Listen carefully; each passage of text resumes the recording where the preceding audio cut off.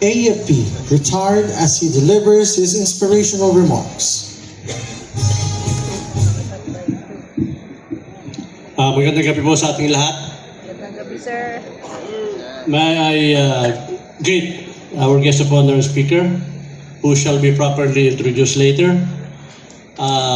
With the indulgence of the other very important personalities on the stage, I will no longer acknowledge each and everyone because they have been introduced and acknowledged 3 times over.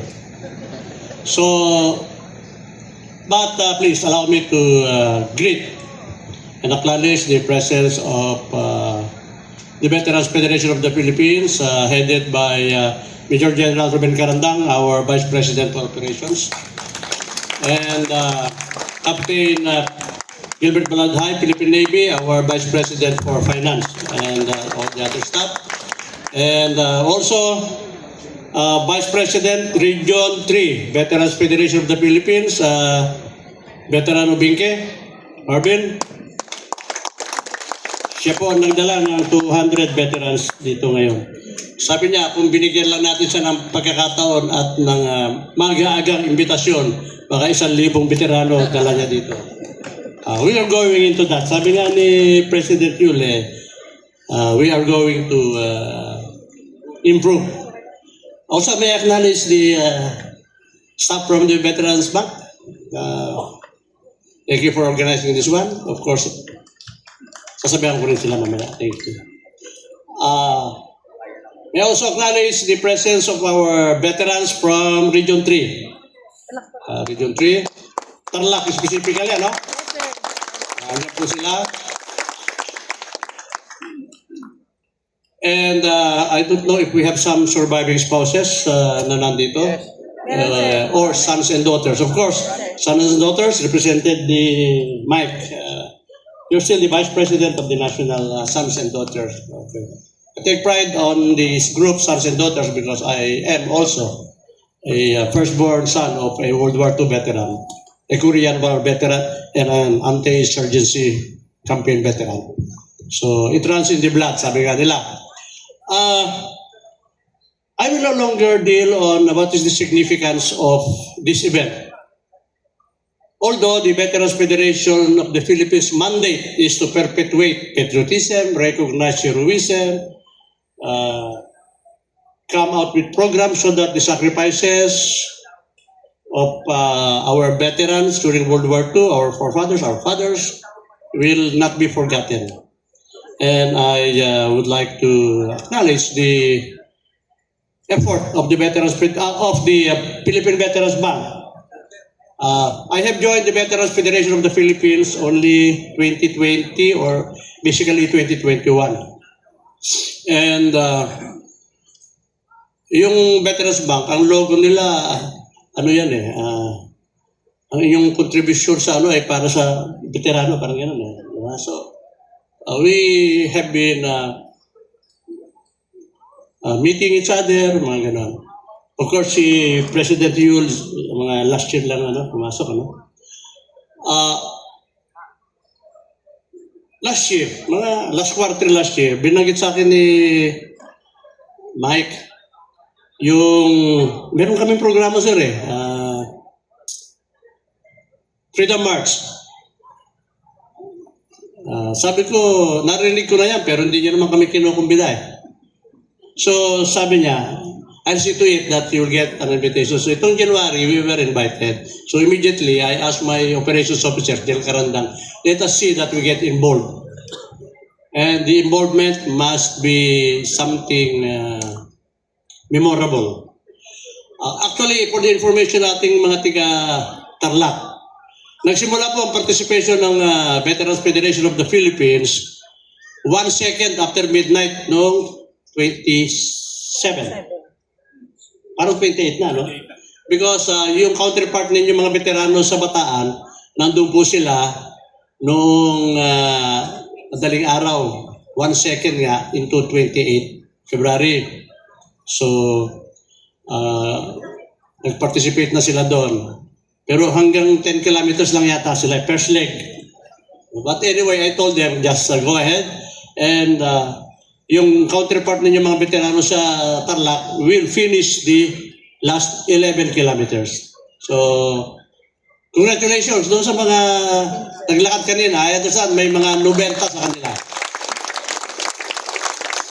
Okay, so, a little long, but since nasabi ko kanina, mandato ng Veterans Federation of the Philippines ang i-commemorate lahat and i-link. So, early this morning, we were already at Clark.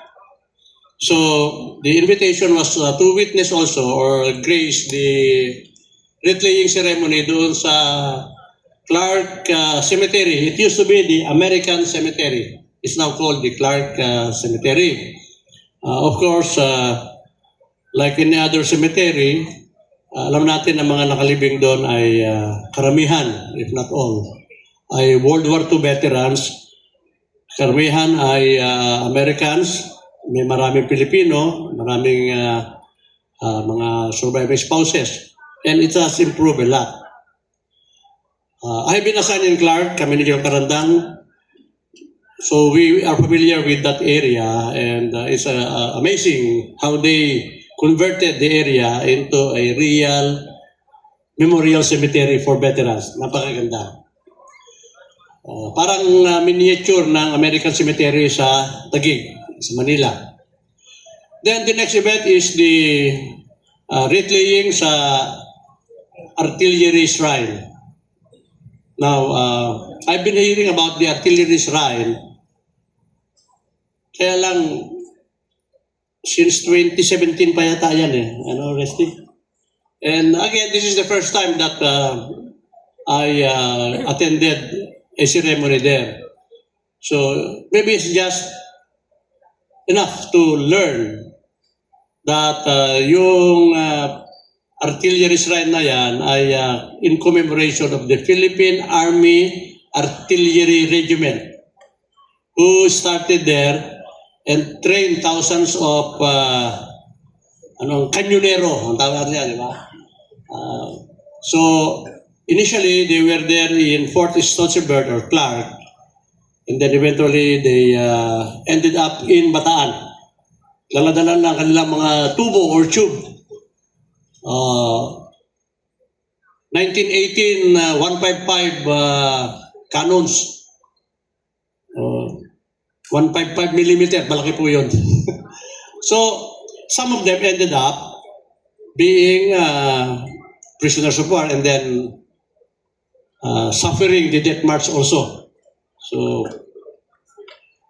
that's, and then yung walk ngayon is linked to that. So, ang pinaka main event yan actually is the death march, so that we're all commemorating. So, may mga side events. And I'm glad that Veterans Bank was able to link all of this. I just can imagine what is the effort brought into this. So I hope this will continue. I'm sure that Veterans Federation of the Philippines will continue to participate. We will look at maybe participating from kilometer 0 to kilometer 111 and a half. Ito yata yun eh. It depends on my creaking bones. I think I intend to walk. Sabi ko kay Mike, sabahan mo ko. Let's start from kilometer 0. Let's spend 2 days walking until paghanda natin ano Leslie. Yeah. Okay. So, yun lang. Again, my congratulations to Veterans Bank for pulling this with the participation or partnership with PIBAW. So, I know that all these ideas also si General Aguilar. General Aguilar is the de facto historian of the Armed Forces of the Philippines. Okay. Thank you everyone and let's have a very nice evening ahead of us. Maraming salamat. Thank you for the inspirational remarks.